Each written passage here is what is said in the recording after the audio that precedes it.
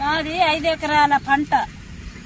ఈ ఆటికి 15 రోజులు మేము ఇంట్లో కష్టపడుకుంటుంటే మా కాడికి వచ్చి కాటాలు పెడతలేదు, చేస్తలేదు. మేము ఇంట్లో చచ్చి పుడతాను.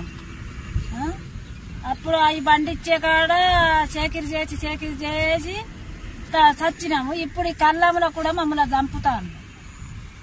తొందరగా కొనుక్కొని తీసుకపోతే మేము మా ఏదో కూలో నాలో చేసుకొని అన్న బతుకుతాం కదా.